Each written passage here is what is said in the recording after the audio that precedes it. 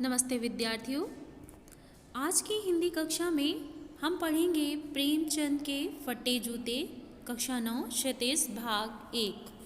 पिछली कक्षा में मैंने आपको प्रेमचंद जी के फटे जूते का कुछ भाग बता दिया था, जिसे हरिशंकर परसाई जी ने वर्णन किया था।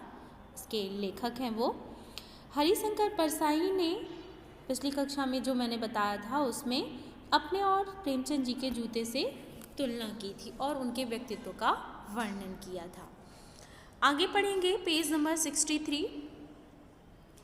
तुम्हारी यह व्यंग मुस्कान मेरे हौसले पस्त कर देती है। क्या मतलब है इसका? कौन सी मुस्कान है यह? क्या होरी का गोदान हो गया है?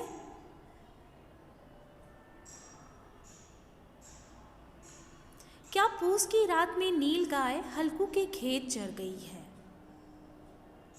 क्या सुजान भगत का लड़का मर गया है क्योंकि डॉक्टर क्लब छोड़कर नहीं आया? ये सारी कहानियाँ प्रेमचंद जी के द्वारा रचित हैं और इन कहानियों में जो सार निकलता है उसी का वर्णन लेखक ने यहाँ पर किया है कि क्या तुम इन्हीं बातों से दुखी हो। अगले पर लेखक सोचता है, नहीं, मुझे लगता है माधो औरत के कफन के चंदे की शराब पी गया है।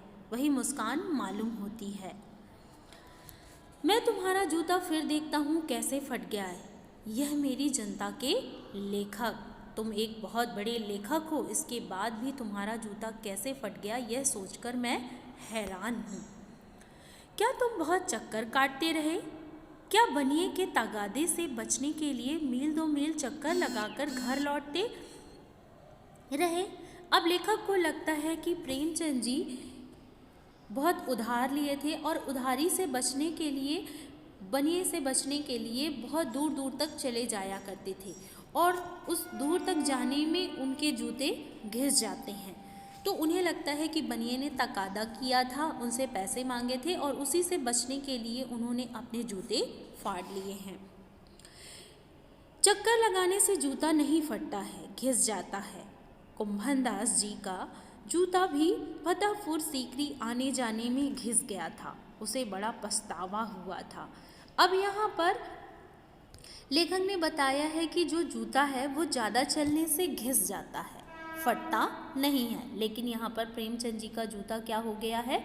फट गया है, घिसा नहीं है। तो वो मानते हैं कि ये बनिए के तगादे से भी नहीं बच रहे थे। अगला उदाहरण उन्होंने कुंभनदास जी का दिया है।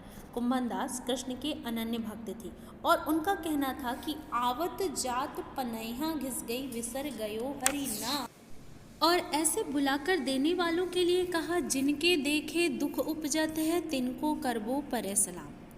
कुंभनदास जी कृष्ण के अनन्य भक्त थे और अकबर ने उन्हें बुलाकर इनाम देना चाहा, जिसके कारण उनके जूते घिस गए।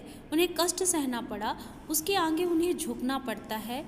उसके लिए उन्हें बहुत पछतावा होता है कि मैंने क्यों लालच की। लालच करने के कारण ही मेरा जूता घिस गया और फट गया। अगले पल लेखक हरिशंकर परसाई जी कहते हैं, चलने से जूता घिसता है, फटता नहीं। तुम्हारा जूता कैसे फट गया? मुझे लगता है तुम किसी सख्त चीज़ को ठोकर मारते रहे। कोई चीज़ जो परत दर परत सदियों से जम गई है, उसे शायद तुमने ठोकर मार मार कर अपना जूता फाड़ लिया है। कोई टीला जो रास्ते पर खड़ा हो गया था, उस पर तुमने अपना जूता आजमाया। अब यहाँ पर लेखक का टीले से तात्पर्य है समाज की कुरीतियाँ जो परत दर परत जमती जा रही थी। उन कुरीतियों पर उन्होंने जोरदार अपना जूता आजमाया था, अर्थात अपने कार्यों के द्वारा उसे सुधारने का प्रयास किया था, इसीलिए उनका जूता फट गया था। तो मुझसे बचकर उसके बगल से भी तो निकल सकते थे, टीलों से समझौता भी तो हो सकता है। सभी नदियाँ पहाड़ थोड़े ही फोड़ती हैं, कोई रास्ता बदलकर घूमकर भी तो चली जाती हैं। अब उन्हें लगता है कि जिस प्रकार से नदियाँ घूमकर रास्ता बदलकर भी चली जाती हैं, वैसे तुम भी कर सकते थे। लेखक को लगता है कि तुम समझौता नहीं कर सके। तुम्हारी भी कमजोरी थी जो होरी को ले डूबी, वही नेम धर्म वाली कमजोरी। नेम धर्म उसकी जंजीर थी, मगर तुम जिस तरह मुस्कुरा रहे हो, उससे लगता है कि शायद नेम धर्म तुम्हारा बंधन नहीं, तुम्हारी मुक्ति है। तुम सामाजिक कुरीतियों को हटाकर ही अपने आप को खुश और प्रसन्न पाते हो।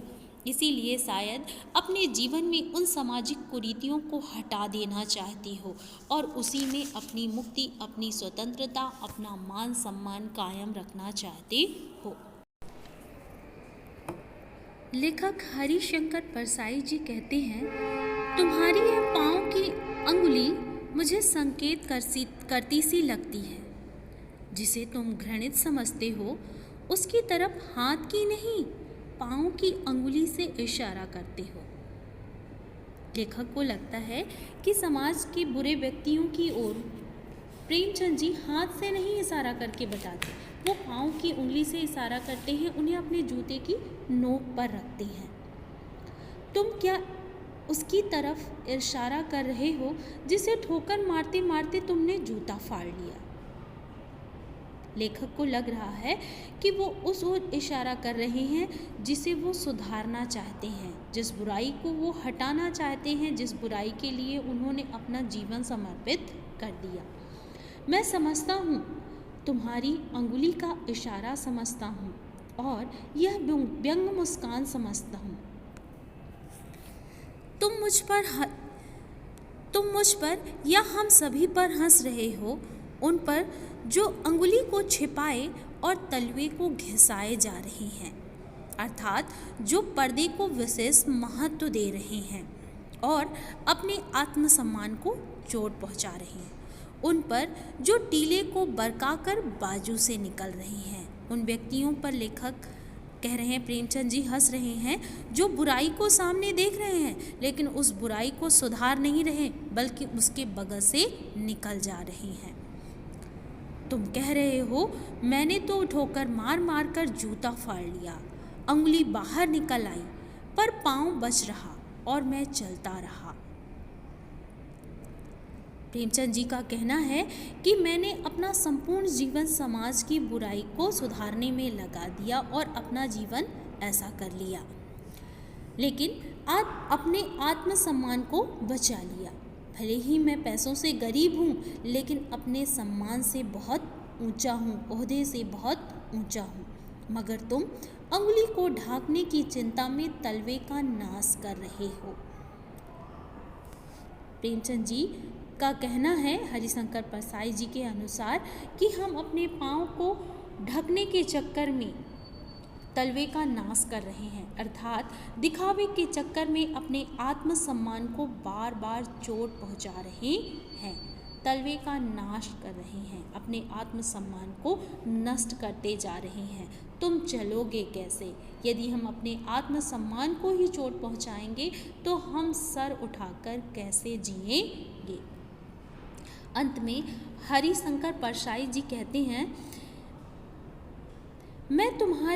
मैं समझता हूँ, मैं तुम्हारे फटे जूते की बात समझता हूँ, अंगुली का इशारा समझता हूँ, तुम्हारी व्यंग मुस्कान समझता हूँ।